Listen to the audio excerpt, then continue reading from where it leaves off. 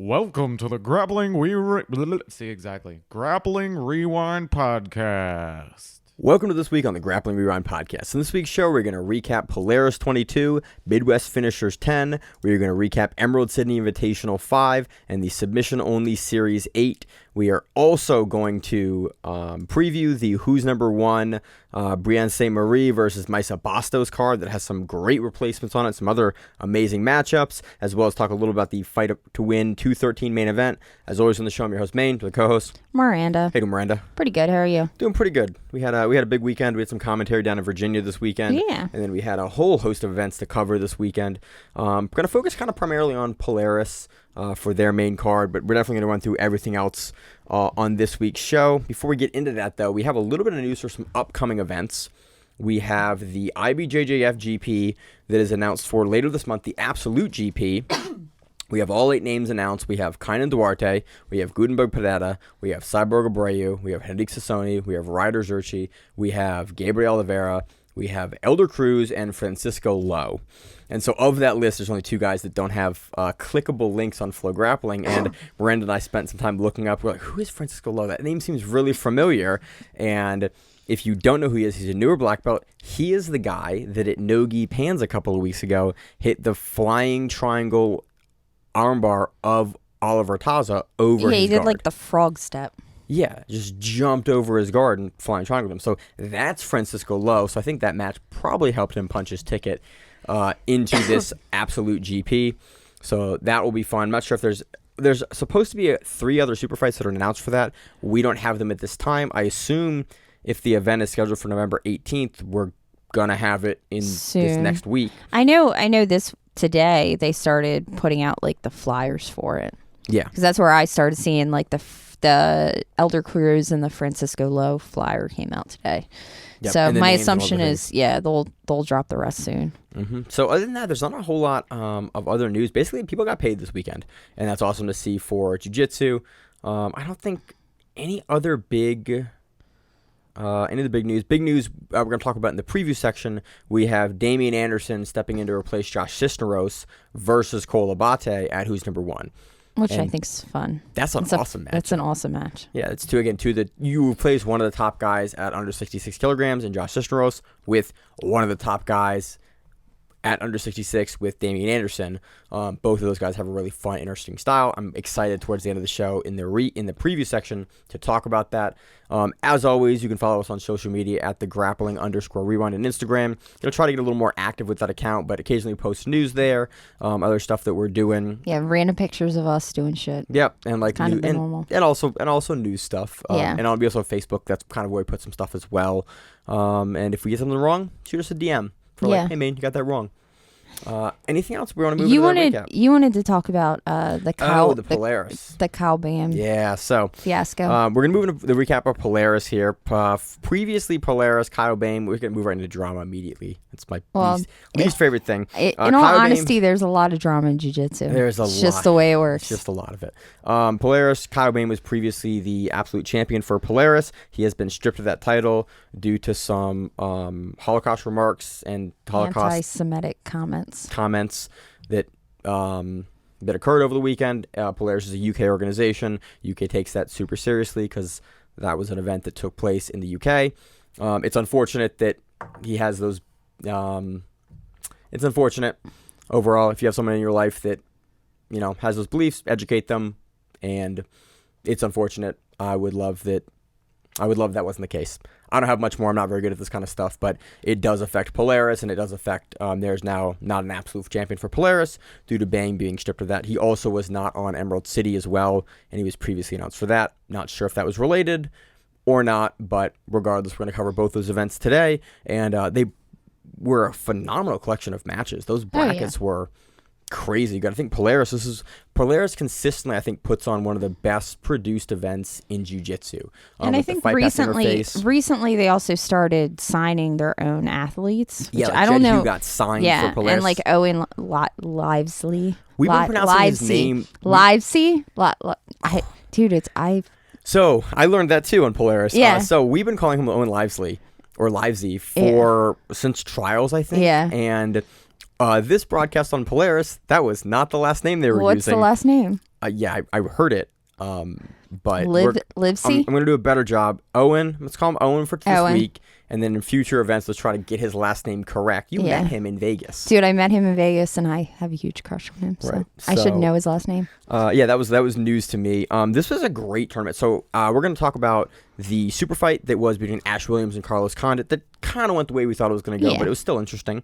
And then we're also going to talk about the middleweight GP that was absolutely stacked. They brought over a bunch of really fun action fighters for this bracket, and I was about it. So we actually watched this in between breaks doing commentary in Virginia. We did, and it was a great way to spend the evening. I think we watched jiu-jitsu, commentated jiu-jitsu, and then for their cash prize division, and then watched some Polaris, and I got to talk about it. And some of the refs would come over and watch with us, and it was a very nice vibe. It was a very fun event. So where do you want to start? Do you want to start in the beginning brackets here? Yeah, we can just start. I mean, we can just start with the middleweight. Roberto Jimenez versus Shane Fishman.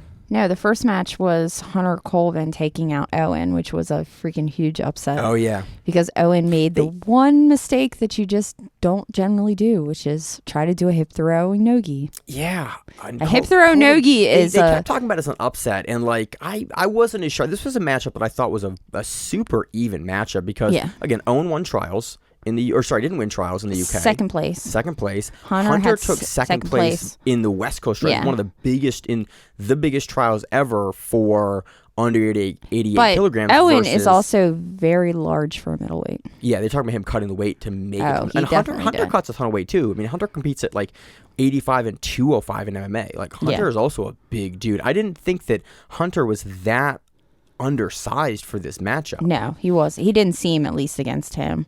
And Owen was winning, I mean, throughout the match until he tried to push him out and then tried to hip toss him. Yep, because we know that Owen has an amazing background. He's a 2013 Commonwealth Games judo gold medalist in the Commonwealth Games, and he leans very heavy into that kind of Greco judo. If you watch him, he also likes to use the edges of the mat to set up his takedowns. Yeah, really frequently he'll get you either pushing out or pulling in, and he has really great counters, and so he tries to hit essentially like a hip throw. It was a hip throw. And then Hunter his arm, he wasn't reached or crossed him like correctly, or he didn't have his grips correct. And Hunter is especially for big guys. Hunter's one of the best big guy scramblers, and he's super strong. So he gets behind Owen, and then he takes his back. They get restarted. He gets the rear naked choke, and it is over. Yep. So they were talking about it as a big upset, but I actually thought this was a very well matched. If you were a UK fan, you wouldn't know who Hunter Colvin is. I mean,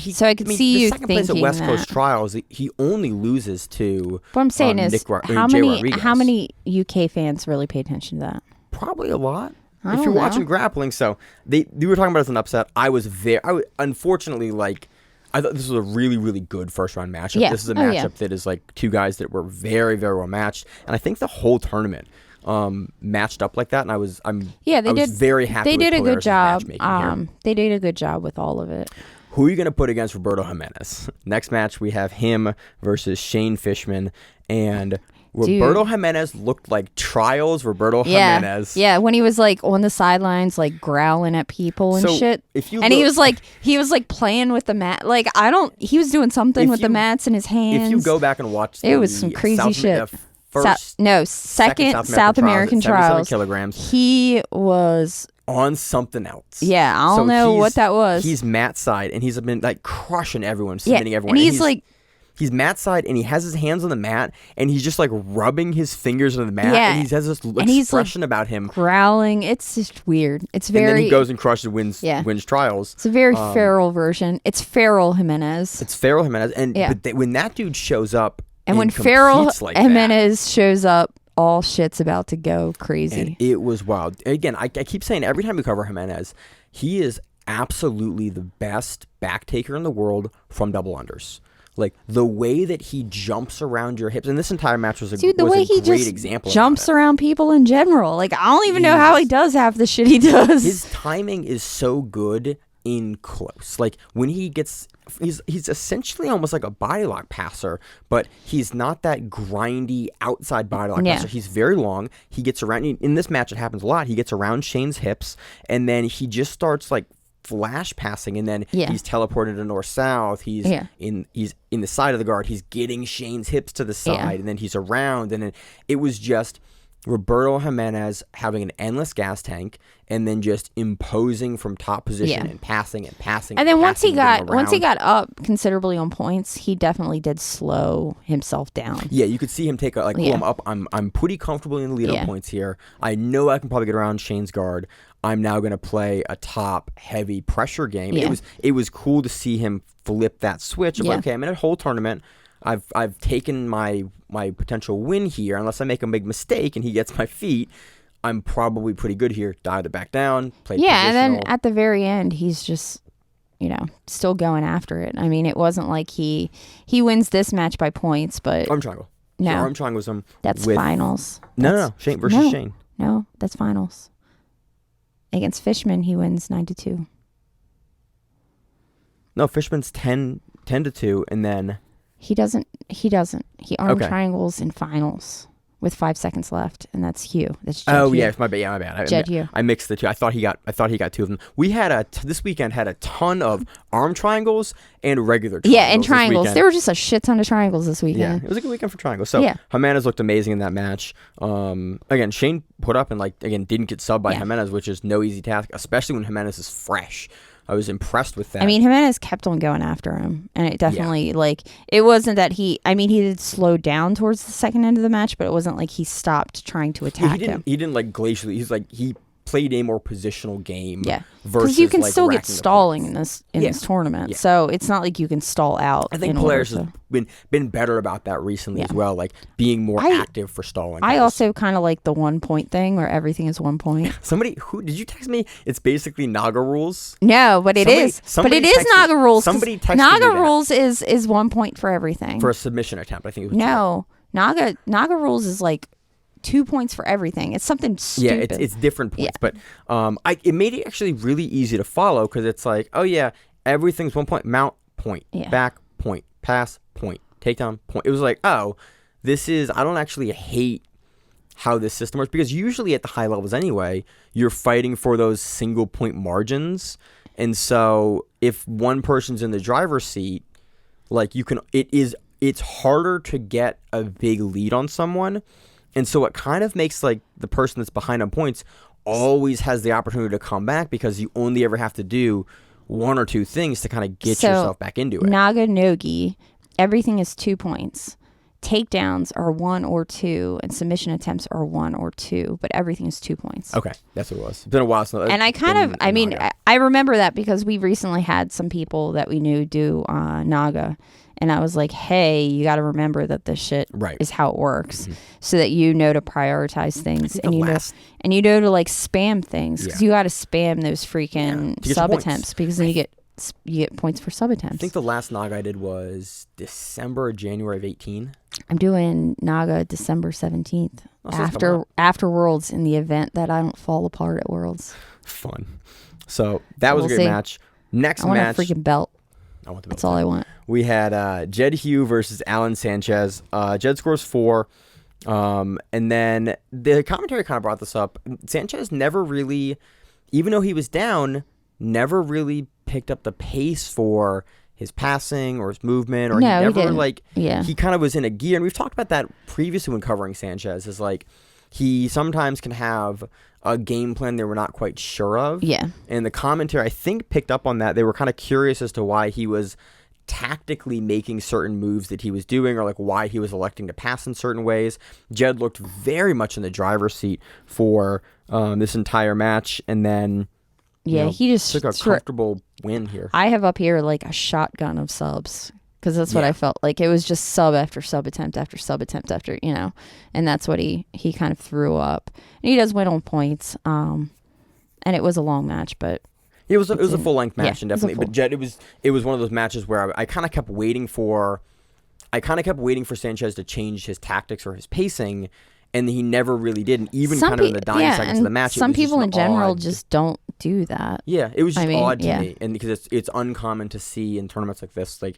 At this level, it's not something you generally see. But Jed moves again, the newest Polaris or one of the newest Polaris signings, and Jed Hugh moves on.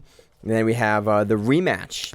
Yep. The rematch that Miranda feels very strongly about. I know, and I did not like the way this match went either. But whatever. You want Polish Mathias. I want Polish Mathias. You want him to keep going. I want him to keep going. So if you didn't know, this was a rematch of the first European trials. Yeah, the first for European ADCC. trials. These guys were in the finals. There was a very, very close. It was an match. It was an OT. Yes. And Polish Mathias sits to guard.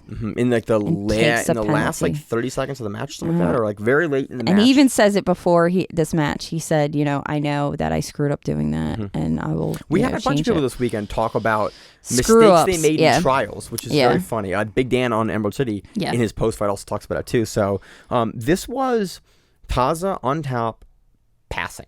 Yeah, and it was, and the thing that I thought was interesting to watch was how Taza was passing, because I thought it was kind of bizarre, truthfully, that he was passing. He was trying like a knee cut, and he tried the same freaking knee cut over and over and for the entire match. He would kind of back out, and he would come back into it. But it was a really low knee cut. It wasn't like he was ever stretching himself out. I think he was trying to avoid the leg locks. Yes, that's what he was doing. He was trying to not get stuck in a leg lock at any point. But I mean, I think tactically it's a good way to play. Maybe not the most interesting match, but I think tactically in these. But Taza wins the decision for that reason, because he did what he needed to do, and he shut down what Polish Mathias needed to do. Again, it's one of those matches that's like I can never blame the athlete. Shazinski, but Shazinski. It's Shazinski, but I call him Polish Mathias. I can never blame an athlete for the way in which they win the match. Again, you look at kind of Duarte, Craig Jones. That's gonna be the match I keep pointing to, where it was like, kind of like, man, I gotta win these things because this is my career, and like, yep, I can't fault you for that. Yeah. Taza played a good tactical game. Almost got turned over once. Never got turned over fully. And we'll talk about the match. We'll talk about the difference between that and him against Hugh. Him against Hugh is completely different. Different tactics in there. And Taza even talked about.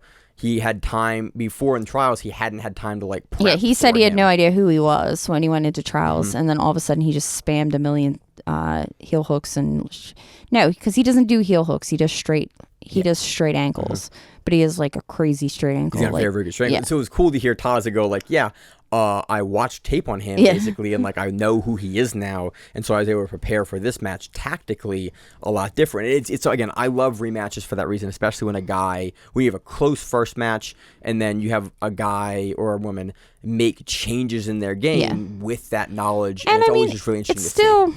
It's still one way or another, it was still a close match. Oh yeah, absolutely. It goes to decision. There were no points scored. Yeah. I think I firmly gave it to Taza here, but on a no points match, you got to kind of wonder exactly what the judges are seeing, and but Taza takes it and moves on. Next match let's see, this match was dope. I was super excited to see this match. We had Roberto Jimenez versus Hunter Colvin. This match was fire. These dudes went at it. Yeah, they did. Jimenez just went at it for like the entire freaking tournament. It was that same like feral dude just consistently going through. And to Hunter's credit, he was very much. He was scoring. And both of them were. Creating scrambles and going for and they both react well out of scrambles. So I thought it was really funny. We talk about tactics a lot in this kind of discussion today for Polaris. There were, I think, each one of them twice just like conceded the sweep points, and Jimenez would do it much more easily than Hunter would. But Hunter was like, when Roberto would put some more pressure into him, Hunter would kind of go to his back and like kind of be okay with that, because we know Hunter has a really good guard. Jimenez would sort of just like get turned over by Colvin and just go, okay, I'm here now, and like just give up the point. And it was, and the commentary kind of picked up on like, is he not worried about it? Is he not? It was again very risky tactics, but it was very funny to see Jimenez. I don't think he doesn't understand. No, because he's a high-level sure grappler. He understands what's going on. I think he just doesn't care. Yeah, it was just so wild to see him like be that confident in his game to score. He's what did I call him earlier? Feral. He's feral. He's feral Jimenez, and feral Jimenez does what he wants. That's what I'm going to say from now on. But anyway, Jimenez wins by triangle. He gets like a mounted triangle, and then he rolls to a triangle. So towards the match, like they were firing. It was pretty even, and then towards the end of the match, you saw Jimenez kind of like you saw Colvin slow down a little bit, and Jimenez didn't really ramp. He kind of just maintained a slightly slower pace than he had been. Colvin definitely slowed down. Yeah. And when he started slowing down, Jimenez was like, okay, cool, motherfucker, man, I'm going to go. Running at this pace. And then it started towards the end of the match scoring more points through sequences, gets Mount. The angle that they had on the camera here for Mount for this mounted triangle was phenomenal. I wish they had an angle on the other side, but Jimenez goes double unders on the Mount and then super flexible, like from a low mount, kind of lifts Hunter up and just slides his legs under. And I went, whoa, that was slick. Like Jimenez, I think, for all the kind of the issues that he does have in his game, the things that he does well look amazing. Yeah. Like he has good, and I think looking he is getting better, like leg wise. He is getting a lot better. He at least knows when he's in trouble nowadays. Yeah, and I think he's getting out of them a lot sooner versus before he would kind of play in them and do. Now he's like, well, okay, he did like the old school, like I don't give a shit. What are you gonna do? Right, and then what are you gonna your do? shit Heel breaks. Hook me, and then the heel. But the way I also love that he starts it mounted, and then Hunter's a big, strong guy, has big shoulders, big arms, and so Jimenez rolls to his back to finish this. Yeah. And I interviewed Edmund Najmi a couple of years ago at Third Coast Grappling, and maybe in the interview that I did for BJJ Fanatics, might not be in the interview, but when I was talking to him, I was talking about triangles because that's what he's known for, the flying triangle, and he talked about, yeah, man, I'm going to go to my back because it's better. It's easier to finish the triangle from your back. So even if he starts it mounted, he frequently will go to his back because it's a better angle. And it's been very funny to watch more and more guys like start mounted triangles and then feel confident enough to then give up, functionally, in quotes, like give up position, go to their back to finish the triangle because it's easier to make that angle. And again, this just adds to the example, for the number of examples of what Edmund told me so many years ago of like, oh yeah, that's high-level guys from mount going to their back to actually finish the triangle. And this is just another example of that. Next, we have Jed Hugh versus Oliver Taza. This is still a lot of Taza. It's Taza passing, but it's more of an upright passing as opposed to, because he wasn't as concerned, I think, of Jed Hugh coming beneath him. Yeah, we know Jed Hugh will play that game, and there's definitely one moment late in the match where Jed does...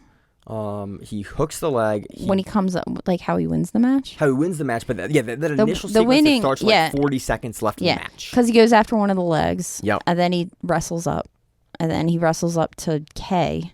He somehow gets to K, and then he goes to like backside 50-50 almost, or the like a backside. The transition he hits here, and then he amazing. goes from there into an attempted heel hook. Yeah. And I think he comes up and he turns Taz over to his back, but the way that he's able to get there with 40 seconds left, he's like, I got to make something go. He pushes Taza over, then he goes to X guard, and then he modifies it. It basically goes from X guard, and he inverts all the way through to K, quickly goes to K kind of, and then immediately goes to 50-50. Yeah, goes to like backside and then goes through backside. But to watch him go through that sequence and like spin on his back like he did was pretty cool to see because we know Taza is a really, really adept leg locker. Oh, he knows. Yeah, I went to a seminar of his, and it was on the honey hole. And it was supposed to be it's supposed to be like an hour and a half, 2 hours. It was 3 hours, and I left at 3 hours because I had something to do, and he just kept on talking. So that man can talk about it for a long time. But you were talking about it was like had you had more time, you would, because it was just like it was. I also wasn't really prepared for that much instruction. Like I would have needed to get a different headspace. I would have needed something caffeinated or something. I don't know. My brain started to die after a while. Yeah. I can only learn so much about feet before, everything goes to hell. But anyway. But Hugh, again, does what he needs to do with 15 seconds left, turns Taza over. Taza tries to start to get back up, but Hugh has already turned him over. Hugh's able to settle the position. And I think this is also a lot like what Nicky Rodriguez did the one time where he kept on sitting his butt down and then wrestling up to takedowns, which I think it works really well, especially in a situation where you need a quick takedown. You're already there. Yeah, you need to score the points. You come out the back. And if they don't have to defend the leg, especially that X guard. He does a really good job with the 50-50 and the X guard of getting Taza like back over his feet and kind of sitting down. Yeah. Where it makes it really hard to then you end up in this takedown race. Yeah. And if you're the guy that initiated it, a lot of times you can get your legs underneath you first. Yeah. And then come up. And so again, it was a great sequence, and we've seen Jed Hugh, and that do stuff like this and that was how the match was won. In all honesty, he wins on points. And then we go to finals. Yeah, we go to finals. I think you combined your finals. I did. I combined my finals, and now I'm confused here. Yeah. Finals is Roberto Jimenez versus Jed. I had Roberto versus Hunter. I'm like, we've already talked about that match. No, I'm very confused here. No worries. It's Roberto Jimenez versus Jed Hugh. My note on this is they go everywhere. The arm lock that Hugh gets on Jimenez like early on is freaking wild. Like, oh my god, yeah. There was 2 times and I forget who else. Somebody else earlier in the card got Jimenez in an arm lock. It was Hunter. I think Hunter. It was Hunter. Yeah, I mean, and it was like I was like, dude, you're just gonna let that shit break. Like, and really, in all honesty, it reminded me of the Gordon Ryan armbar. Yeah, that he had Jimenez in, and Jimenez gets out the first time, and Ryan goes, "He's gonna make me fucking break it." Yeah, and it's the truth. But it was, he is gonna make you break it. It was so funny because every time we watch Jimenez get out of a deep armbar, I just think of how not incensed, in the interview Gordon Ryan gives about that match. Yeah. He's like, he's gonna make me do this. Well, that's how it works. They went everywhere here. Yeah, and Jimenez struggles a bit for the arm lock, and then he gets out, and then Jimenez kind of picks it up and. Yeah, Jimenez is a guy that will get deep in danger and then kind of go, okay, like let's not do that again. Yeah.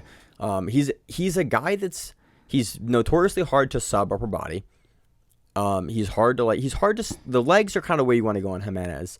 And once you get him deep. If you can get them. Yeah. But once you get him deep, he's like hard to get again. Like he's hard to get. He's a guy that you'll see early in a match get into something deep and you're like, okay, well, whoever he's grappling against is going to figure that out and got to kind of maybe move back there. But he's kind of more than most guys we see. If you get him deep somewhere first, upper body, it's pretty rare that you get there again on him. Yeah, it's almost like it pisses him off even more. Yeah, he's and like, it's not that. Yeah, and then you get like an even stronger Jimenez coming after you. So this has a great finish. So Jimenez, they move through the positions. Jimenez at this point is up 5-2, and commentary is kind of talking about like, okay, well, that's the match. And then Jimenez just kind of keeps trucking. He goes into like wild, crazy, feral state and just like, I'm gonna rip his head off. And I was like, okay. He goes mount. He goes arm triangle, and they're like, Jed will go out before he taps, and then Jed immediately goes, nah, man. Yeah. There's like 5 to 7 seconds left. Yeah, it's 5 seconds. And unfortunately, we could see the back of Jimenez's shoulder, so we really couldn't see where the choke was situated.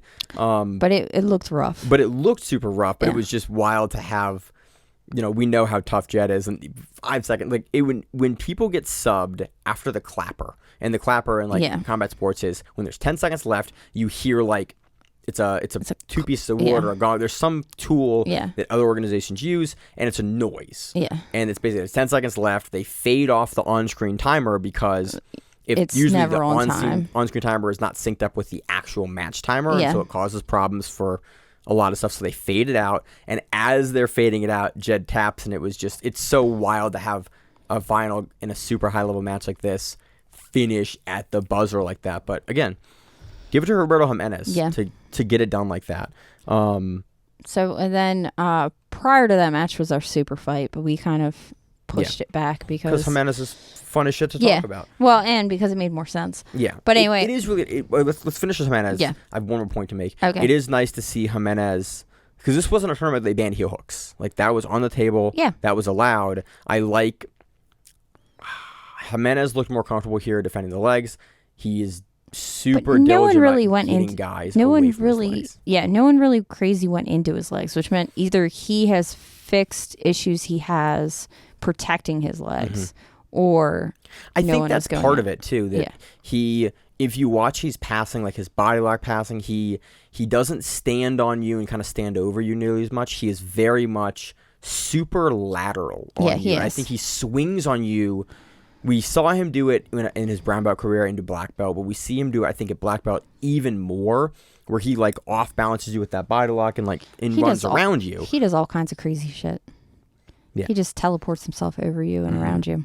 Great passer. Again, I say it every time. I think he's one of the best guys dynamically from the body lock, especially from the double unders. He's the best back taker in the sport from the guard from double unders. So Moving on to our super fight, we had Ash Williams taking on Carlos Condit. So Carlos Condit, I didn't realize, is a purple belt. Did you know that? Carlos Condit is a purple belt. I knew that. Yeah. I did not know he that. Still does. He takes on. You see him. Not. He went against. He did Sugg. He went against Ellenberger. Yes, Jake Ellenberger. And he heel hooked him. Yes. That was the only super fight that I could find of Condit. We covered that match. Whatever year that happened. Yeah. What year was that? I don't know. I didn't see that much. I just saw that. You saw the result, and they mentioned they talked about it on commentary as well. Yeah, because he retired. Yeah, he retired recently. I was trying to figure out like where he trained at, and like if he's in Albuquerque. I think he's in that. It's his purple's from 10th Planet Albuquerque, but then when they put up his name, it said unaffiliated. He was Jackson Wink, and then he had his own. He had his own thing he was doing in Albuquerque, and then Simon would know this. 2021, May of 2021. Sugg?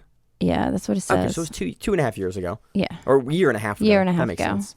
But that was the only super fight I could find because I was trying to figure out like, is Carlos Condit retired from MMA and just started like, hey, I'm gonna do jiu-jitsu now and this is what happens, or like has he been doing like a high level jiu-jitsu for a long time? That was my question. Right. And I mean, his jiu-jitsu, I mean, he was known for his striking in MMA. Yeah, go back and watch that dude's UFC. Dude, I loved watching watching him fight was freaking amazing. Awesome, like young Carlos Condit. He's wild. Yeah. It'd be great. But so I was just curious because Ash Williams is a very decorated person. So Ash Williams like one of the best UK grapplers. That's why I was trying to figure out like, does Carlos Condit? Is this a lamb to slaughter match, or or have we missed something about Carlos did Condit I miss something about Carlos Condit? Like, has he been doing? Well, I mean, he's had like 42 or 43 MMA fights. When they talked to him, they said he is transitioning to doing more super fights and BJJ. Awesome. Again, which is cool. I was super impressed with him here because we talk about it, probably not on the show a lot. I am not a huge fan of MMA fighter versus top level grappler because usually it's uncompetitive. And we've seen a bunch of it over the years where it's like, that's not going to be close. And we talk through it and, we talk about the interesting kind of technical pieces of the match. I was actually really impressed with Carlos Condit here.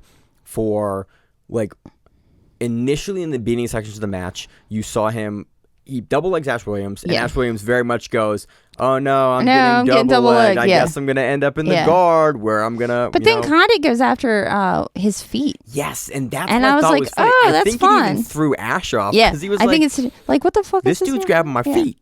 And because Carlos Condit, I thought he was defending. No, he wasn't. He was attacking. And then I watched it again. I went, he has a straight ankle lock. Like it's not like in and it's not deep, but it's definitely where Ash like is like thinking about that enough where it's like I might have to do something about that straight ankle lock because Condit kind of wants that and kind of wants that heel hook too. Yeah. And he's long and he's tall and he's a veteran and he's a pro. I actually might have to worry about Carlos Condit grabbing my legs. And we know Ash Williams is one, again, as far as the UK guys go, one of the best leg lockers in the UK. Look at his match with Krikorian on Grapple Fest. Look at his ADCC run. Dude is phenomenal. So it was just a very funny, unexpected thing to happen in this match. And where Carlos Condit, for a brief second, kind of put Ash Williams on the defensive for oh man, I gotta deal with this guy. Grab my feet. I had not expected him to do that. Yeah, it was fun. I thought that was fun. Yeah. And he was a good sport about it all. He definitely knew that what he was getting himself into. Yeah. And then Ash Williams goes, "No man, I'm Ash Williams here." I got you. They go to the feet again. Ash Williams pulls the second time. Yeah. Because that experiment was fun. Okay, Carlos Condit. And did MMA long enough, he's probably got pretty good wrestling. We know Condit has pretty good wrestling for his time at welterweight in the UFC.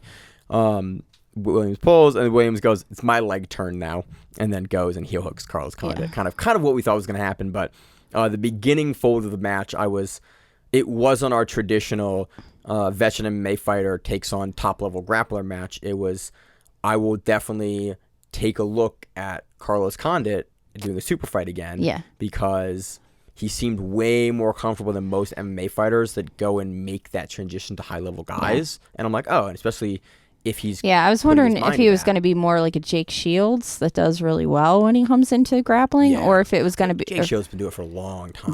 Yeah. But Jake Shields is he is definitely impressive when you watch him grapple. Go back and watch the 30 grappling matches. The match we had with Hamelo. Yeah, like Jake Shields is legitimately a phenomenal American Jiu-Jitsu grappler. Yeah. So, good. Again, big fan of watching Condit. Been one of my favorite guys to watch for years and years. Happy to see him continue to be engaged in combat sports. I'm retiring. Ash Williams looked great as per usual. Yeah. Being Ash Williams. And Ash Williams says he's doing, I think he's doing Euros and Worlds and everything like that. So he said he's got a big competition calendar ahead of him. And again, I love watching Ash. So that was Polaris. It was super fun. Yeah. I think Polaris is doing a great job. I love the matchups. I love that they just do 8-man brackets. Yeah. The 16-man brackets, I think, can get a little long, and I like that more and more events are getting to 8-man brackets. I think it keeps the event a little shorter. I also like the point system here. The one point for everything. Polaris is an event that actively is like every trying other to event, they trying move to it fix around, they and move fix their stuff, around. they change stuff, and I really appreciate how forward they are being on like making not like crazy changes, but like making pretty significant changes to their rule set to try to make it exciting and that way it makes it a little bit more like a sub-only match because you're not as worried like it's. I'm not going to get outpointed by now. It's not 4 points. Yeah, it's like, not he's getting a point for that position. Exactly. Like, It's not a huge it keeps amount the margins closer, and it makes you not go into overtime. Yeah. I mean, even Emerald City's moving to ADCC rules, yeah, which we'll talk about. Do you want to move into that next, or do you want to move into another event next? You had Midwest finishers next, but I can go into whatever. All right. Let's move into fight to win. We can. I mean, let's do submission only series pro. Okay. This was the submission series only's 8th event. This was an middleweight tournament. We'll talk about the finals for that. It's in LA. We had Kenta Iwamoto of ADCC Trials fame and B Team fame versus Ryan Aiken. And Ryan is a guy, he was the top seed going into this tournament. He was. And we were kind of surprised. I was like, he's very good, but I would lean Kenta, especially with the match that Kenta had versus JT Torres. Yeah, and Kenta, and then on top of that, Chris Wachik was in the middle of the bracket too, which he's been phenomenal. We watched him go against PJ Barch and give him a really hard trials at West Coast Trials. At trials and at he's a guy you should definitely have your eye. Like he's definitely a guy you should watch out for because his trial is super impressed with him at trials. Like his trials one was one of those we very rarely run into guys with what we do at Grappling Rewind, where it's like, okay, who's that? And why is he so good? And why have I never seen him? And I love that because that's why we do the show in the first place. Is because 2017, everyone was like, "Who is Craig Jones? Why is he so good?" And we went, "Well, he didn't just suddenly become that good. He was winning other stuff leading up to ADCC, leading up to these events. Why is there no coverage of it?" And so guys like Chris are like examples of like, okay, that guy's really good. Let's watch him earlier in his career versus like when he is on and winning at the world stage, like watch the run-up because it's exciting. So Kenta Iwamoto versus Ryan Aiken. Kenta looks really, really good in regulation, like consistently passing, moving through positions, gets to north-south. There's also part of me that wonders if Aiken played stupid for part of this match in order to go into overtime. He had 3 subs in regulation in his earlier matches. Fast. Yeah, and fast subs. So he has gas tank, but we know Kenta is a guy who grinds. He had a grindy first match. Mm-hmm. All of his matches were pretty like rough matches. And he wins. He gets a triangle in one of his matches. I'm trying to see what he did throughout everything. It looks like he got a triangle in his first match because I forget how many people are in this bracket. And then he wins, I think, in overtime in that match. So, I mean, he had rough matches coming in, but I feel like Aiken may have kind of played a little dumb for a little bit. Which is fine. Again, you play to the rule set, and it's like, Kenta's going to be a hard guy to get out of there in open, in regulation when he has kind of the dynamism of being able to go in and out of position. Yeah. Like he is so good at, like, watches ADCC run, watches Asian trials run. Yeah. You'll see like just how dynamic he can be, and even watch the footage coming out of B team when he's at B team. Yeah. Aiken plays it well. They go to, I mean, Kenta very clearly like imposes in the regulation. Oh, yeah. And then in overtime, Aiken's probably pretty fresh still. Not pretty fresh. He worked hard in the match throughout the match. Yeah. Kenta's a hard guy to like deal with having on top of you. But very quickly in the first overtime, gets the rear naked choke. Yeah. And then it's up to Kenta to like, okay, do I start on the rear naked choke? Yeah. Who are the guy who's really good at that? Or do I start on the arm? And whenever you have a quick sub, and the first rear naked choke in the first round wasn't 40 seconds. Yeah. It was pretty quick. It was pretty quick. You don't really ever want to risk. And we talk about the tactics for EDI overtimes, not wanting to risk like, okay, if a guy can just hold and kind of shell up, do what Kyle Chambers did at at Who's Next, where it's like it's really hard to sub a guy. So you go to armbar.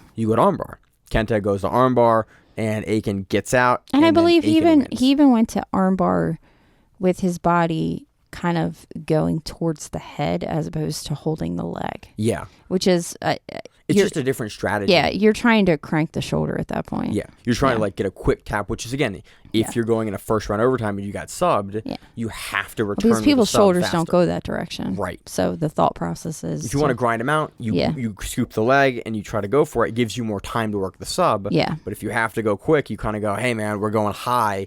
But Kenta's not able to do it. And Brian's able to take that and is now the submission only sub series 185-pound middleweight champion.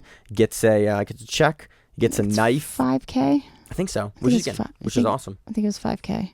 And got a knife, which I was like, oh, you get knives. Mm-hmm. And then he seemed super amped about it and took a bunch of photos. I believe they're gonna do a 3x3 team event next. Like Finishers did this weekend. Okay. In December. At the brand new 10th Planet that the guy who runs this tournament is opening. I forget. It's in LA. I forget which part of LA. Awesome. But he's opening a new school in LA, and they're hoping to have the next event there. And they're going to have the team that won Midwest Finishers is allegedly in it. Ooh, because they had texted him and been like, "Hey, we're getting in that." I love that. And so they did announce that during the telecast. The Finishers guys and that whole like. They're all 10th Planet guys. They all know each other. But I do love that they've built a little like network of, hey, you win a qualifier, you also qualify for this thing. Like they do it with Emerald City too. Yeah. Where they're all kind of sharing talent and grapplers where it's like, yeah, you win this qualifier, you go into this other event and you go to this other event. Hey, the teams from Midwest Finishers are now going to submission only series. Like I like that because it gives it gives us a narrative. But it also gives us like a league almost to follow where it's like, like Pat Shangoli wins the qualifier. He then goes to EBI. He then goes to Emerald City. And you can kind of follow, in this rule set, here's kind of the feeder system. Here's how you get into this as like an unknown person. Here's how you get on. Then you do well and you move on to these other events. And it's like, I appreciate that the Finishers guys and kind of the EBI style, even though we openly are not a huge fan of the EBI style rule set, I do really appreciate what that community does in that rule set because they're a fan of the rule set and like bringing up their talent and their grapplers and like then giving them opportunities to be hosted on other events in those rule sets. Like I wish more groups would do that, and I appreciate that the Finishers guys, the submission only series guys, like EBI, all those guys are doing that because it gives like a league and it's just awesome. The other thing that's wild, that I think is wild, is this whole tournament was brought on by Argos, which is a company owned by Uncle Creepy. You remember Uncle Creepy Ian Ian McCall from... Is it really? Yeah, he owns Argos, which is the company that ran this whole thing, which is microdosing. Huh. Psychedelics. Good for them. That is what is paying for this entire thing. I love to see again. Look, and it's for me, it's wild to like see that become something that's legal enough that you can have a whole tournament. You have a company and a tournament. Yep. it gets jiu-jitsu guys paid, and that's again one of our big tenets, and I love to see it. Go right ahead. But the other weird thing about this was they had a pigtail match, which I've never heard of any called a pigtail match before in my life. It's a wrestling term. Yeah, I've never heard that term. So a pigtail match, if you're not sure, is basically if there is, let's see, what they had here is they had 10 people in a 9-person bracket. Yeah, Sorry, they had 9 people in a 10-person bracket. No, in an 8-person bracket. 2, 4, 6, 8, 10, 12, 14. They had 15 people in a 16-man bracket. Okay. So somebody has a bye, and then the first 2 people will fight in for that slot for the bye person. Yeah. Right. And That's so, how it so works. if you have an extra match, I've never heard it called a pigtail it's called a match. pigtail match. I don't know where it comes from. Because it looks like a pigtail. Look at the picture. No, Look at the picture. It does looks like a pigtail. Yeah. So I've never heard it called that before. It's called a pigtail match. They're pretty. These are the they're weird. not This is the uncommon. weird shit that I look at as I watch these tournaments. They're not uncommon. I'm trying to think. We had another event in the last quarter or 6 months that we talked about the pigtail match on it. Yeah. But it's not that uncommon, especially for events like this that sometimes have dropouts and replacements. They want to have enough people, and so if you have 3 extras and only one of them drops, then you want to showcase both guys because they both came in. I appreciate that there's a system in place for that. We also had Mike Crisp in this, which was another guy that came from West Coast Trials, and I think he took 3rd. Didn't he take 3rd at West Coast Trials, Mike Crisp? He medaled. I think he did 3rd because so. he wasn't in finals. So yeah, he was in this bracket. Yeah. He won his first, lost his second because he went against the number 1 seed second round. Oh, also in news, somebody just texted me from our chat. Rotolos are opening up a gym in Costa Rica. Oh, I saw the pictures. We of saw that too. I saw the pictures of that, but I didn't. They love to go surf there, and I saw it today. I was like, oh, look at that! They're building their dream gym. Good for them. Yeah, good for them. So that's awesome. So that does it for submission only series. Let's talk about Midwest finishers again. Let's run through. So Midwest finishers ran a 3-on-3. What are we calling these now? It's a team battle format. It's kind of what Quintet does. I call them 3-on-3s because it's the only thing that makes sense. It's a team battle format. Yeah. So to be under a certain weight with all 3 of your parties. Yeah, in total, and then you run them in a line, basically. Oh, sorry, no. It's the subversive style. So no, it's not a raffle, but they put the names in and they pick the names out. So you don't know who you're going to get. I don't think you know who you're going to get. I could be completely wrong with that, but I'm almost positive. There's a lot of different ways to run. That's what I heard them say. So the team battle format has gotten complicated recently. Now that more events are running it, more events have kind of taken their own style on it. So Subversive does it where it's either teams of 5 grapplers or teams of 3 grapplers, and you can be all the same. You can be individual weights. So you'll have like an 85er versus their 85er. You have a woman under 160 versus their woman under 160. So basically it's your team of 5 grapplers at these elected weights versus their team, and then it's usually a best of 3 or a best of 2 for teams of 3.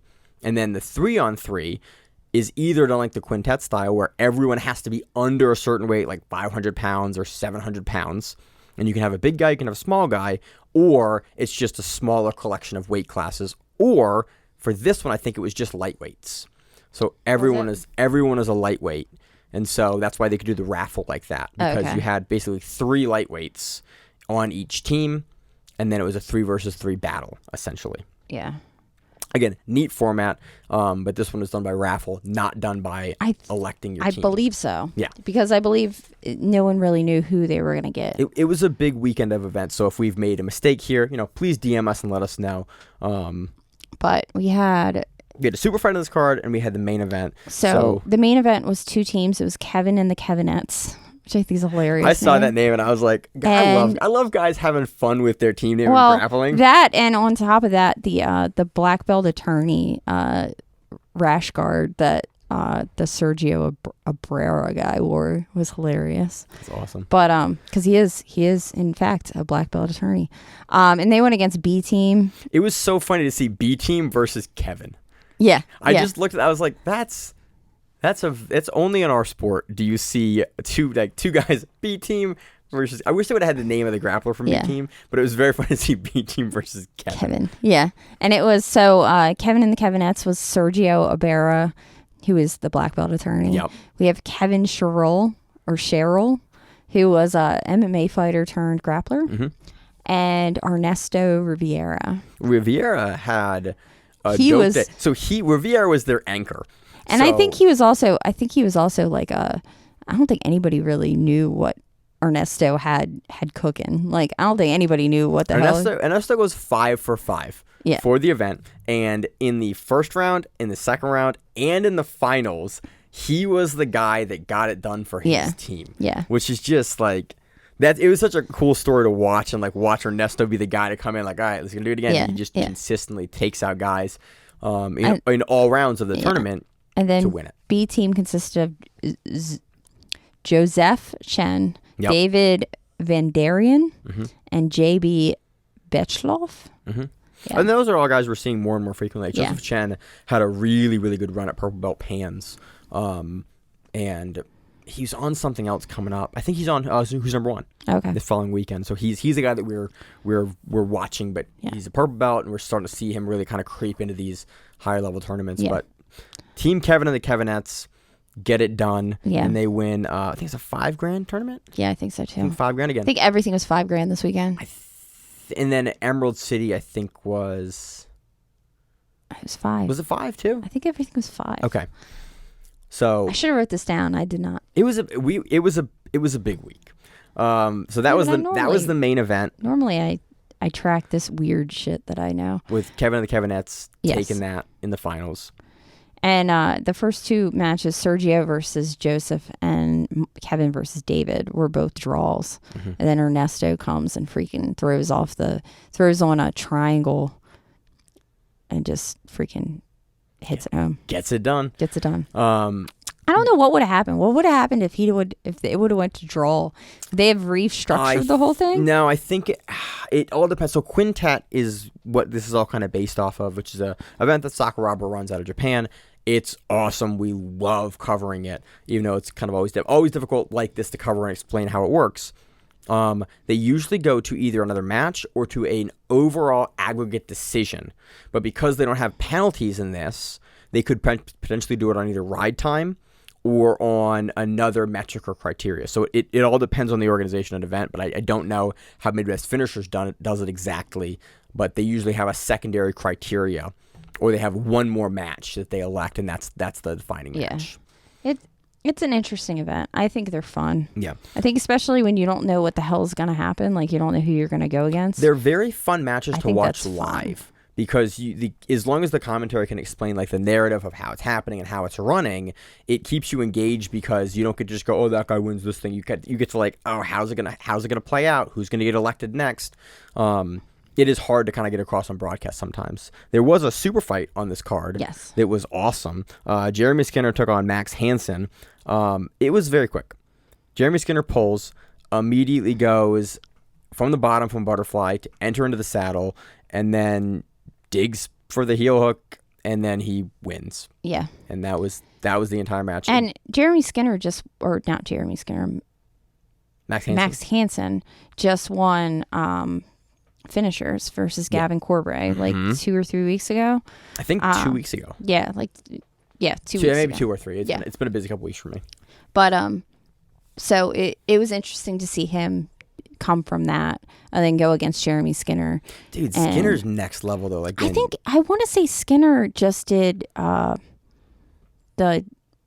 Ohio promotion. Twisted Church. Yeah. He just won that, didn't he? Or he just did a fight for them. He just did very well. I don't remember if he won it or not. Only because I remember saying to myself, why the hell is this guy from Australia in this tournament? Nothing wrong with them. I'm just saying, like, that's Skinner's been around for a long time. It's a long fight, but he's a B team now. He's like, is he an officially? M1A guy. He's an M1A guy. Oh, okay. He's won a lot. I think he used to be one of Lachlan's guys. Again, I always mix up. He was Sydney.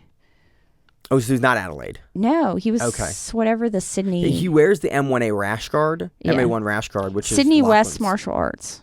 Yeah, is who he, and that's Absolute MMA. But I thought, because he's under Absolute, which is Lachlan. Yeah. Okay. But I've got to figure out Skinner's lineage, because we're gonna see more of Skinner. I got to figure out that, so I'm not just being incorrect on the show every week. But Skinner looks good. Skinner always looks really good. A lot of people had him as a dark horse going into ADCC. seems like a great guy. It's awesome to see him get a quick win over a really tough guy in Max Hansen. It just speaks to how good Skinner is, and why I think the next couple of years we're going to be seeing a lot more of him. Yes, totally. For events like this. So that does it for the recap of Midwest finishers. Be 1 second. I found stuff on Midwest finishers. Okay, what'd you find? I found the rules, which I've now lost, but I found them for a short period of time, and it went through what the final criteria was and all of that information, because I was not completely aware. It's like, I want to say it was 5. Here we go, 3v3. Yeah. Buy-ins were 500 per team, which makes sense. Yep. 550 pounds max per team. Okay, so it was a total team aggregate weight. Yeah, and it's a 6-minute round unless it's a 4-minute round with a 25-pound difference. Yeah, and that's what Quintet does as well. They shorten the round time. Yeah. Usually the smaller grappler can elect to either have a shorter time or the whole time. Yeah. But it's the onus of the smaller grappler to make that election with what they choose to do. Yeah. So, and that's, I don't see where it says anything more than that. Hey man, they're not going to go to a draw. They know they're not going to. Yeah, yeah. So, let's move on real quick. Let's do Fight to win. Let's do Emerald City. Emerald City. No. Okay. So Emerald City. Do you have a bracket here? I do not have the bracket, awesome. But I have all the matches, so we can just run down the matches. Let's run down the matches then. Okay, so quarterfinals, we have Big Dan defeating Kyle Myers via EBI overtime. Mm-hmm. We then have Maxim Cote defeating Pat Shingoli, EBI overtime. Looks like he kind of like hurt Shingoli's back. Shingoli kept like every time they go to overtime, he kept like touching his back and like looked like that he had spun through something in overtime and maybe hurt his back. Yeah, he did not look like he was comfortable in that situation, but he still pushed through. We have Austin Baker defeating Steve Jockum via armbar. Steve isn't normally a hard person or an easy person to sub, so that was that was impressive. That was impressive. Franco Pana, who is a ginormous man. He was very large. And he was from France. Yeah. He was French. Yeah. He defeats Sean Yadamarco via EBI overtime. At one point, he chases him around the mat, and it looks like a kid trying to run away from a parent. Franco's a big dude. He's a big dude. And he's a big dude in an absolute tournament of big dudes. And I'm trying to think. It wasn't that one. It was in semifinals, so we'll wait till then. Semifinals was then Big Dan versus Maxim Cote. Big Dan wins by rear naked choke. Dude, Big Dan wins by like face crush. Yeah, it's a nasty. It is. Big Dan. We've talked about Big Dan. We've been very like complimentary of his game and very critical of his game at times. When Big Dan like has a dynamism to his game, he was also a blue belt for which is again, he's a blue belt in a high level tournament. Yeah, you're on that stage. Like we're gonna hold you to that like world class black belt standard, even if maybe you're not like at that level yet because you're competing in those tournaments. But watching him be as big as he is, and the way that he moves, like he doesn't move like a big guy in like a scary way. When Max Hansen, so Big Dan passes, Maxim Cote. Sorry, Maxim Cote. Max Cote.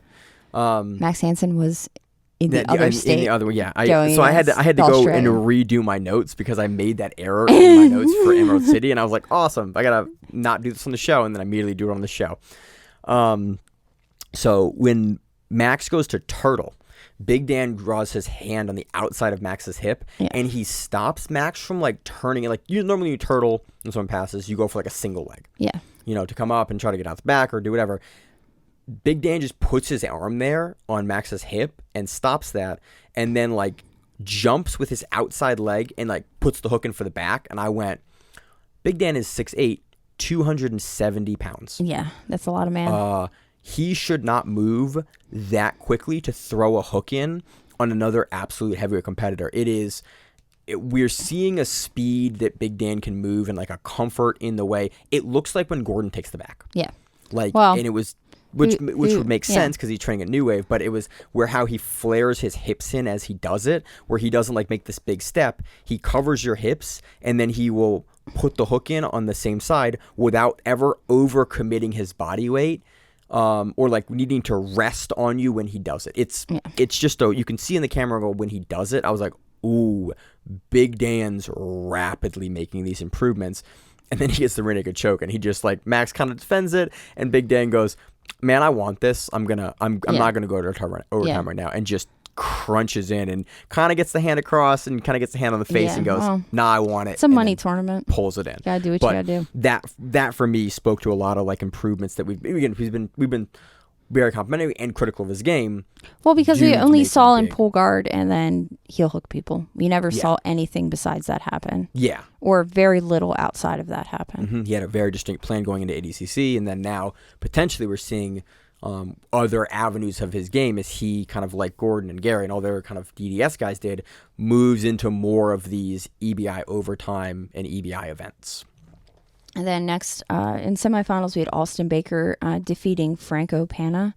This is, Austin Baker gets like an underhook, or somehow they get in this over-hook, like judo thing where they both go flying into the crowd. And I was like, oh shit, we're about to kill a bunch of people in some chairs. Take out the crowd there. Yeah. They definitely had some fun exchanges. And then Austin Baker wins by arm triangle. This was, I wish they had a camera angle on the other side of this, because Austin, like Franco he nails Franco to the ground, and he just like holds him there. Which I'm like, holy shit, like that's some talent right there. Austin's a big guy.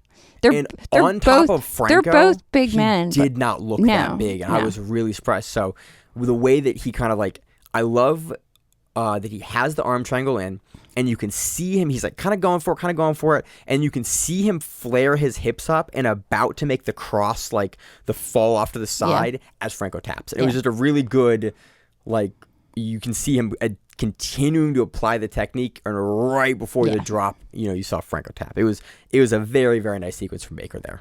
And then we had finals was Big Dan versus Austin Baker. And it was an inside heel hook. Big Dan Big Dan does the thing we know Big Dan to be really, really good at, which is big guy heel hooks. And that's the first time he pulled guard in the entire tournament. Yeah. He didn't pull guard before. Which I like seeing that, again, because we were critical of him in the past for like, he was a big guy, we didn't see him use that on the feet. We're seeing him throw in this tournament. We're seeing him, and again, in the finals, beautiful entry to the legs, turns over, gets like, he gets reverse Delahiva. He gets reverse Delahiva and then puts in like a false reap and goes into the heel hook. Yeah, great. Again, we know Big Dan is really good at that. And it's cool to see him do that and then immediately go for the leg lock and heel hook, finish the heel hook. We didn't see it break, which I'm very happy, because last time we saw Big Dan heel hook someone, their leg broke in half. Yeah. So we don't know whatever happened with that guy. Big fan of not seeing that happen again. Max Hansen. Big Dan Minnesota takes it. Again, big developments in his game. Yeah. I think Big Dan very rapidly is going to continue to be a problem for the heavyweights and the absolute divisions. Yeah. Purple belt now, I think. I think so. Purple belt now, but he's in the pro levels. You've been to ADCC, you've won trials. You're not going back to fighting. I think in a couple years he takes out the champion. He takes out the master. You think he takes out Gordon? Yeah, I think he does. I think he does. McGregor said it. He goes, look, man, to beat me, this is back when he was still 145 and like crazy good. He goes, to beat me, you're going to need some attributes. You're going to need something special. Yeah. Big Dan's got something special. He's young. He's gigantic. He is, by all accounts, one of the strongest humans anyone has ever grappled with. Yeah. Like, by all accounts, he's wildly strong. And he seems to at least be very... willing to learn. Yeah, I mean, the story of him driving like 4 hours a day to train at Henzo's, like that's a level of commitment. Dedicated. That's what the word I was going for. So I think he is. I think he has it if he can keep it up. My question is, as he gets better, does he stay at New Wave or does he get thrown out because he gets? Do we have the Nicky Rod problem? Do we have a problem there? It'll be interesting to see. We'll find out. He's very rapidly improving, and he's definitely shut up a lot of the criticisms I've had of his game in watching his performance here. So looks really and good. then we had some super fights. We had Andrew Cockle defeating Steve Caston in EBI overtime. Gets the armbar. Yeah, we had Bryce LeMay defeating Eric Naples in EBI overtime. That was a rear naked choke, right? I believe so. I don't remember actually. It was in overtime, which makes me think it's not a rear naked choke. But and then we had Esteban Martinez defeating Valor Boyer, and that was a rear naked choke. Yeah, Esteban was doing some cartwheel passes. Really? All over the place. Oh, really? That's like we know that's what he does, but damn, like. Because the last time we saw him, he wasn't doing cartwheel passes. He was doing a different game. Yeah. And like this match, he went straight back to, I'm just going to cartwhole pass and do all kinds of crazy shit. I got one match. I got the gas tank for days. Good luck holding me down. And Valor had him in some really shitty positions. Like as you do crazy in an Esteban Martinez match. And like then he just gets out. And then he goes, no, I'm not going to. Yeah. And I'm make you tired trying to sub me. Yeah. And then I'm going to cartwheel over you. And he at one point had him in crucifix, and I was like, wow, he's a really kind of short man in a crucifix. That's a powerful freaking crucifix, because it's not like you have all that, like you're right up on their shoulders at that point. He's not like big guys are super easy to crucifix because there's so much arm. Yeah. And then, but to crucifix a guy that is like. No, I mean, he had a crucifix on Valor. Yeah. And he was like So I never released a video. Esteban, that's something he's really been Why did you not release a video? Because he told me not to. Oh, okay. Yeah, so I have a video of him like showing me some crucifix stuff on the floor of the Westgate at Trials. Was it on our floor that we were all staying on? We did the podcast in that hallway. Yeah. And then we did an interview after that. I put up on YouTube. You can go find the interview. I had to run to the airport. Yeah, you had to leave. I was going to miss my plane. If you look at that podcast, you can see that during the outro, Miranda gets up and starts getting my shit together. That is like the time frame. You walk out of frame and like leave and during the outro still happening for that show. But after that, we additionally had another hour or two. Because I almost missed my flight. And then we talked to Esteban Martinez, an interview that you can find on the Grappling Run YouTube page. And then after that, we were just kind of sitting and talking around, and like we were talking about some of his old matches because I've been a fan of him for a long time.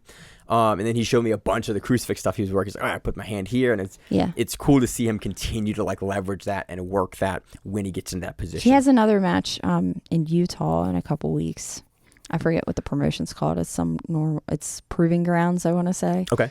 And they're doing, I forget who he's going against, but he stays moving. I mean, that dude is on the competition grind, and it's awesome to see because he is exciting and puts a pace on guys that I love covering and watching. Yeah. And people have a hard time dealing with his game. Yeah, it's because he's a different body type to deal with. Yeah. Most people are not used to dealing with a short, stocky. No.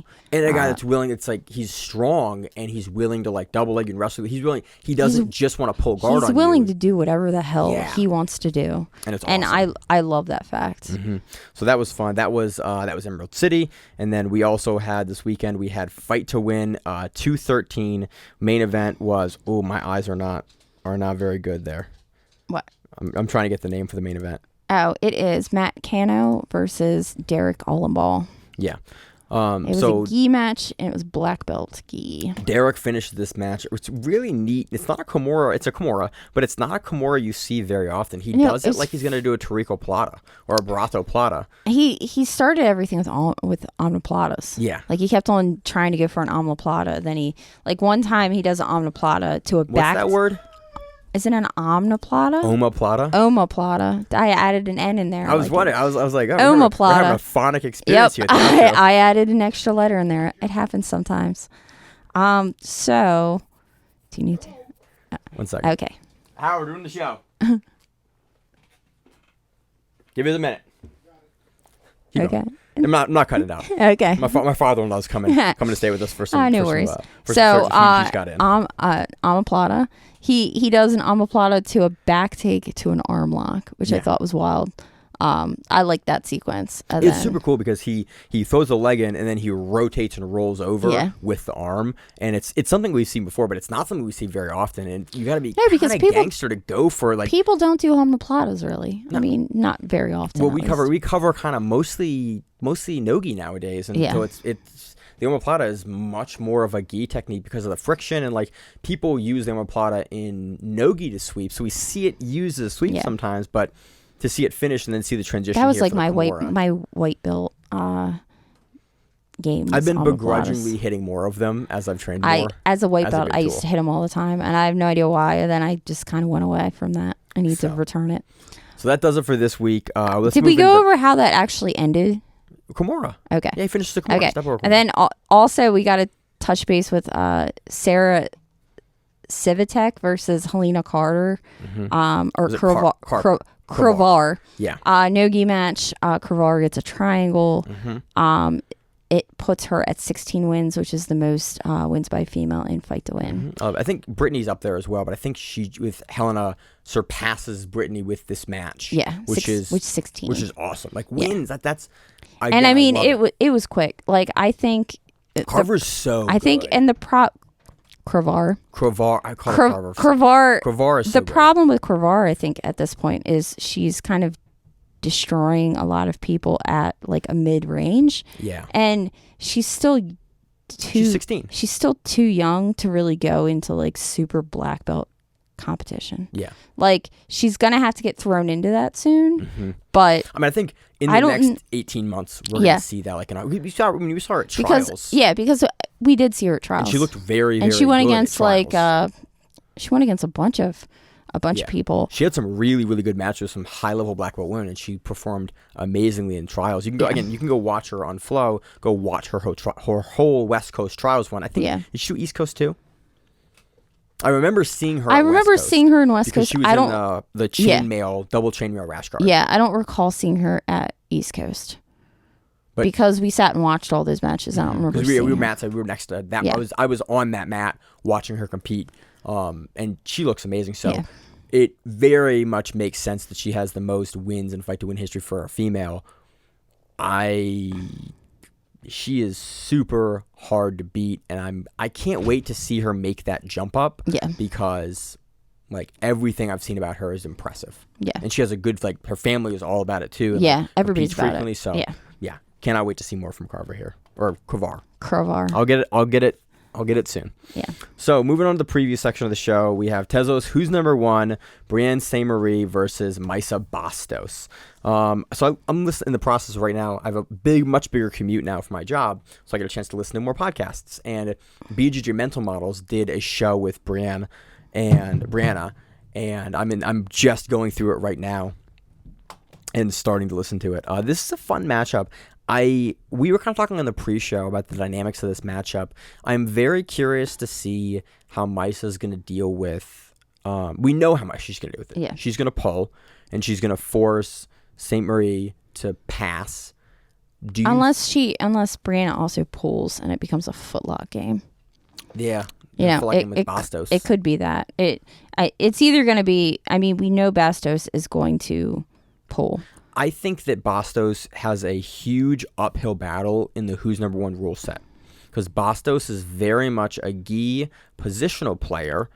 When she is outsized, we see her go to her guard, and we see her sweep and work for top position. Yeah. But we've seen her in ADCC and recently running into problems versus bigger women. Again, Brainna is closer to Bastos' size in the under 66 kilogram divisions. Yeah. But still, Brainna's going to have some size on her.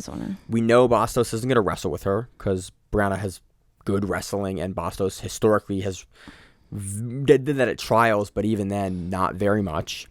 I don't know.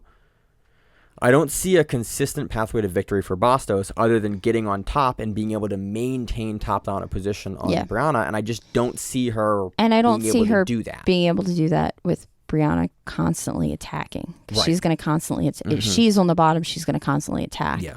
And it's going to be arm lock after triangle after arm lock after triangle, and it's going to be in that Who's Number One rule set. Yeah. That is such a big factor in those 5-minute periods where the judges favor usually the person that's working towards submission and working towards submission offense. Yeah. And I just think that unless Mayssa can catch her in a triangle, which is very possible because Bastos is very good off her back. I just think that this is Ste-Marie. Yeah, but is this going to be another event that Murillo isn't allowed to be at? I don't think so. I think it's just ADCC. Okay. You never know, though. Yeah. Next match, we have Jacob Couch versus Bruno Mathias. I can never get Bruno's last name. Mathias. I've been messing it up for like a couple months now. We mess up all the names, so it doesn't really matter. We do, but I've been consistently for the last 5 years trying to get better at it, and I'm tired this week. So for the last 5 years. Look, hey, work in progress. Yeah. Okay. Rome wasn't built in a day. Maine to this day cannot get names right. I'm not betting against Jacob Couch. No, after his fucking pans run in Who's Number One, like. I'm not betting against the dude. Yeah, like, he does a very Bruno good job. is a monster, and this is going to be a wild match, but I'm not betting against Jacob Couch. His leg lock entries, his stand-up, his aggressiveness, his like willingness to hunt through submissions. Like, go back and look at the Jacob Rodriguez match. Like, that's what he can do to guys at that level. I'm not picking against Jacob Couch. Again, Bruno's amazing. I'm less familiar with his game. This is a gut pick for Couch. Okay. Could be wrong. And then we go to Cole Abate and his new person, because initially he was with someone else. Cisneros. But now it's Damian Anderson. I am hyped for this match. This match that should be a fun match. Can go very much either way. I definitely see a pathway for Cole to win this. Again, you look at Cole's East Coast Trials win and his ADCC. Cole at Pans. His Pans run. Yeah, as well. went through everybody. But Damian Anderson, again. The fact that he's a purple belt blows my mind. But yeah, it's a in quotes. Yeah. Damian Anderson, again, and even the more that comes out of B team. Is he a juvenile purple belt? No, he's old. He was a juvenile purple belt. Now he's a purple. He's an adult. Okay. Because he was that weird IBJJF juvenile where it's like, you can't be a blue belt anymore, but you're not an adult, and we don't have adult, but they made juvenile purple belt a couple of years ago for guys like Abate. Yeah, which makes sense. Anderson is a guy that all the guys at B team consistently point to as just like one of the top technicians in the room, and like just amazing technique. I train with a guy that's rolled with him and trained with him before, and just talks about how astonishing his game is. Cole is a tough dude to beat, but Damian is a dark horse, and a lot of guys, like, I don't think are as familiar with his game because he hasn't won a ton of like major stuff yet. And I think Cole Abate also has some losses, and he has some stuff that you can watch, and you can kind of pick how to beat him. Both of them, though, really, in general. For that, it's like both guys have some great wins and some not textbook losses, but like, oh, this is a way that potentially you can consistently trouble his game. And both guys are talented enough to go and have good enough teams behind them to go, yeah, he does this. He has a problem with this. We're going to work on this leading into the matchup. Again, it being late replacement, I don't think these guys are really going to considerably change their game leading into a matchup like this. But we just saw Damian Anderson versus Josh Cisneros like how many times? And that was close. Always close. At least twice. Yeah. So I kind of want to go Cole here. I'm gonna go Damian. I kind of want Damian to win. Then go Damian. Just go. Man, I can't make picks like you. My gut had to be. I don't care. Like I look back at Cole's trials performance, and I'm like, if that guy shows up, very few guys at 66 can do that. Damian had great performances there, but I just lean Cole because I think AOJ. Like they're gonna be so focused on him. Like the couple of those guys in that room, they're their top guys. You have the Mendez brothers like in your corner, pushing for you and you're like the next guy for them. That's a kind of special thing. That's an X factor that Anderson is in the room with, like Nicky Rod, Craig Jones. He has that team too. I like how you said Nicky Rod twice. Nicky Rod. Yeah. J-Rod. You said Nicky Rod. Nicky Ryan. Rod. Oh, okay. I meant to say Nicky I was Ryan. like, hey, he is a big man. He deserves to be too. He's got two names. Two names. I want to pick Anderson here. I think he can make the changes to his game to beat Abate. Then we go Anderson. All right, Anderson. We're gonna go Anderson. I like Anderson. I like Anderson's game. He's a cool dude to watch. Next one we have Mayssa Bastos versus Luke Griffith. Battle of the big, tall, long guys. Mayssa Bastos is supposed to be in Emerald City this weekend. He's supposed to be initially. Yeah. Which makes Bane was supposed to be there. Heisen was supposed to be there. There's been a lot of changes. Yeah. Maybe he was prepping for this. Then really injured. And EBI is such a hard tournament on your body. It could be that that's what happened. I'm going Heisem here. Luke has looked amazing. He's with New Wave. I'm going to go Luke because I'm going to say something's up with him not doing Emerald City this weekend. You think it's? I think there's. I'm going to say something. I'm going to say something's up, but Heisem he just also so strong recently. He just also started. Okay, no, I'm thinking of something completely different. Okay. Yeah, I'm going to go Heisem. But anyway, Luke looked really good at EBI, the Absolutes, EBI 20. Yeah. But Heisem just recently submitted Cyborg at ADCC, and true. I'm going to lean on that win for a long time because I'm super hot on Heisem Rita until somebody shows me that he can't do that to everyone. Yep. Literally, I hate Rita. I wish I had a better reason for the pick. It's just I think that Heisem's sub game is so tight, and you look at his even his runs when he first came over to the U.S. At the IBJJF, like he's just so sub hungry. Griffith is really good, but I just think that Heisem is like gonna put a pressure, and he's a weird body type that if you're not like used to guys like that, again, Luke is a big guy himself. He's in the room with Gordon and Big Dan. I don't think that maybe that will surprise him as much as most guys running up against Rita for the first time. But I think that does give Heisem an edge, and he's been competing at that level a little longer than Luke. I think that Heisem takes that probably. Okay, so I'm completely wrong. I completely thought that Heisem Rita was supposed to be on a card that he was not going to be part of. So my whole theory is now thrown out, but I will still go after Luke Griffith because that was my first pick. Make the counter pick. Next match we have Ethan Krelenston versus Fabricio Andre. Does Ethan look like the ADCC specimen he was? I think he does. I think he continues to look like that because the pictures that I've seen of him, he continues to look like that. Right. You mean physically look like that or like sport-wise? Physically look like physically, that. Like physically, I mean... He has transformed his body in an amazing way for ADCC. Fabricio Andre, again, in the finals at under 66. Transformed his body. He's transformed his body. That's what he had to do. Fabricio Andre in the finals with Baby Shark at under 66, like silver medalist. Ethan was taken out by Josh Cisneros in the first round there. By MMA math or BJJ math, this is Fabricio's to lose. I don't necessarily think that's incorrect. I just think that it will depend on how sharp Fabricio's subs are and if he's able to like hold Krelenston down. Yeah, like he still looks exactly. Yeah, he looks like he has gotten freakishly athletic. Yeah. And I mean, he's almost taking it super seriously. He's almost as big as Nicky Rod. He's getting there. He's getting very there. slowly. He's a little short, but I think Fabricio takes this. I think he does too, only because I think Fabricio has technically a better skill set than Ethan. Yeah, he his trouble Ethan in the ways that we've seen Ethan troubled by like Cade and by Josh and like. Dude, I hope Fabricio will look at that. Fabricio does the thigh kick pass to Krellenstein because Krellenstein will probably sit to his butt and play guard, and Fabricio does this thigh kick pass that I don't even know what to call it because he literally takes his foot and kicks the inner thigh and kicks you away from him to like spin you. I've wanted to do that to somebody for such a long time. It's a super neat pass. I lean Fabricio here because he brings a lot of the things technically to the table that have troubled Ethan in the past. But Ethan, again, can absolutely make the changes. I just think that Fabricio is like...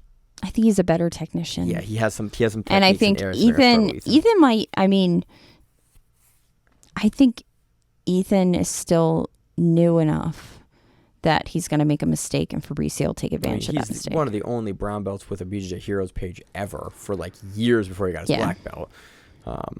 But yeah, I mean, again, watching Ethan take this wouldn't surprise me at all, but I think Fabricio takes it. Next match, we have Andy Varela versus Joseph Chen. Oh, this is the Joseph Chen match that you were talking about. I'm going to go Varela because Varela has looked wildly good. Joseph Chen has also looked very good, but he hasn't been on that level like Varela has. And this is just a gut pick for Varela has more experience at the high level with his trials performances with ADCC, with just all being in those rooms, in those camps. Chen has also been in the B team room and like is also... Pans champion at purple belt looked really good and consistently looked really good. I just think this is a big step up to take on a guy like Varela. I think it is too. Again, absolutely not insurmountable.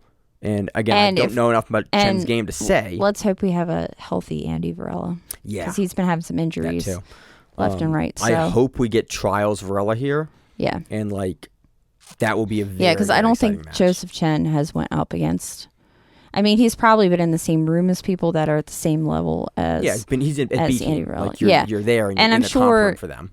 Maybe at tournaments he may. Yeah, but the IBJJF Purple, you're running into a high caliber of guy, but Varela is that world level talent. Yeah, and he'll just freaking jump into a guillotine out of nowhere, and he has a dynamism. I don't know. Whatever that word is. That word. He has that thing, that thing. He got the X factor. Yeah. So this, I think, Chen could take it, but I'm going to lean heavily into Varela just on that black belt experience. Undercards streamed free on YouTube and Facebook. We have Rosa Waltz versus Emily Fernandez. Rosa Waltz is one of Fion's main training partners. She just went over to Pedigo. She's been training with Pedigo for the last couple weeks. Yeah, I missed She's that. now part of Team Pedigo, I think. At least she's training with them nonstop. She has a really, really good match recently. She had some great matches at ADCC Open. Yeah. I think, did she win the Absolute or medaled or placed? She won her division. Mo won Absolute. That Mo Black. Yep. Yeah. But she also had a great match at Grapple Fest recently where she hits a really, really nice triangle armbar combination. Yeah. I believe she was a judoka before she was in jiu-jitsu. I don't know. I only know that because she came with Fionn Davies to when she taught class in Philly. Okay. And the one that you Rachel yeah. Okay. And I remember looking at her and watching her matches against people and being like, yeah, I don't need a roll like that today. I don't need that to happen to me. Yeah, she's a monster. So super happy that she's on the prelims here. Chucking people. Chucking. So she has some sort of that kind of background. So that should be a fun match. Very happy to see her. Yeah. And again, Emily Fernandez is very good as well. Yeah. I'm less familiar with Fernandez's game. I think we've covered Fernandez before on Who's Number One. I do not remember who against, but I believe that is the case. Last match, we have Maurice Ramirez versus Kevin Carrasso. Should be another fun one. Again, I like that they have those free matches available so you can watch it. Leads into the main card. I really hope for this one they do a better job with the timing. I think, and Flo's historically had a really big issue with, not making these events 4 and 5 hours for only a couple of matches. I would really love to see a tighter event. Makes it really hard to watch and to get people together if your main event's going on at 11 midnight on Sundays and Saturdays. So yeah, that's a little late. Yeah, or this is a Thursday. This is the 11th. It's like a Thursday. Yeah, especially on a Thursday. I now get up way early for my job. I would much rather watch this live than have to watch it the next day because the main event's happening at midnight or 1 a.m. on a Thursday. Everybody will tell you what happens. And I get spoiled. And this is the sport I like. So I hope that they fix that. It's been an ongoing gripe I've had. I hope by saying it that maybe it gets to the production and they make that change because it's really hard to watch events super late on a weeknight or a school night, a work night. A work night. But should be a great card. Very, very excited for it. And then we also is this the 11th? Yeah. Oh, so it's Friday. It says really big right there. Oh, Friday. All right, we're good then. Yeah, and that's Veterans Day. 8 p.m. Eastern time. It's Veterans Day. So I have the day off. Yeah. Hell yeah. Yeah, it's federal. I love watching Jiu-Jitsu on days off. Federal holiday. Next week, we also have Fight to Win 214. Submission Hunter Pro 79 is also taking place. And then in this next week, we have Abu Dhabi World Pro. I don't think we have names for World Pro yet, but we'll probably try to do coverage for World Pro. It's the second or first most prestigious ski event in the world, depending on how you look at it. Has a ton of international talent at it. UAE JJF runs it. And it starts on a Tuesday? Mm-hmm. So it's a world event. Okay. So that'll be the event that goes on while I'm on vacation, so y'all can handle it. Oh, that'll be fun. Yeah. Awesome. I can watch it. I mean, I can watch it live from Iceland, which will be random. That'll be a good trip. Yeah. So that does it this week. We did commentary this weekend at Copa, Virginia. I think you can find those videos. They usually come out a couple of days after on the YouTube page. So if you want to hear us commentate some cash prize matches, we had some fun out there. I really enjoy doing commentary for them. Yeah, Yuta Shimada from Marcelo Garcia showed up. He was in town. Showed up and they were he was like, in town for it? a seminar, and he just was like, whatever, and just went with it. I did an interview with him after. Yeah. And Christian Banghart won the whole thing, which Christian's a guy we've covered for years and years locally. He's a guy that some Vanguard in Virginia, and he's locally just. He's like the nicest dude ever, and he's just a monster competitor. Yeah, and it's been awesome to watch him for years. Like locally, like be such a nice influence in the community. So it's always awesome to get. And I was running into him everywhere. Like even at trials, I was running into him. So interviewed him, interviewed Yuta. And basically, he was like, I was doing a seminar in the area with my buddy, and I saw there was a tournament. So I was like, I'm going to register for the tournament. And then he did it. He hadn't done Nogi, I think, in like 5 years. Yeah, 5 years. He hadn't done it since ADCC 2017. Yeah. And his first round was Tenquinho. Yeah. Because he won the Asian trials and then did ADCC. Yeah. And that was like the last Nogi match he had. And then he jumps into this tournament. And it's like, it's a cash prize division. Yeah. I'll do that. Yeah. And he's in the finals with Christian. It's a very fun match. Yeah. You can watch that on YouTube when that comes out probably in the next couple of days. And if you go to Yuta's Instagram, he has all the drop Sanagis he hit. Dude, he hit some beautiful drop Sanagis. Every match. And I'm not a huge fan of judo. Like I will talk a lot of shit about judo. But like it was he hit some pretty drop Sanagis. Beautiful technique. So it was awesome to get a chance to commentate that. I got a new job this week I'm doing. You're going on vacation. Well, in a week and a half, something like that. Nice. I'll be in Iceland. If you're in Iceland and you see two gingers, say hi, because we're probably going to be the only gingers in all of Iceland. But, it'll be fun. Very good. I'm going to try to train while I'm out there, which will be interesting. You bring a gi and stuff or no gi? Yeah, I'll carry a gi. Why not? Nice. Screw it. I mean, I'm already carrying like more winter gear and crampons and all kinds of crap that like I've never thought I would ever have to have. So like, why not throw a gi in there too? Why not? That's one more thing. That's awesome. So yeah, it'll be fun. Sweet. So that's about it. And then we're doing Worlds, which is fun. Mm-hmm. Yeah, good times. Good times. Awesome. So, as always in the show, I'm your host, Maine, my co-host, Miranda. And we are the Grappling. We run to on the mat. What it is, stay safe. If you like the show, please consider sharing it on Facebook with the folks at your gym. It's the best way that we grow the show, and we really appreciate it. You can reach out to us on email. We also have Instagram. We have Facebook. We have Twitter. We have Google+. Until that shuts down. We have a website. If you have an event you would like to have us cover, please let us know. If you have a name, like most people do, and you'd like to have us stop butchering it, let us know. Reach out to us. The show is also available on YouTube, Spotify, in addition to iTunes and every other podcast service. We very much appreciate your time, and thank you.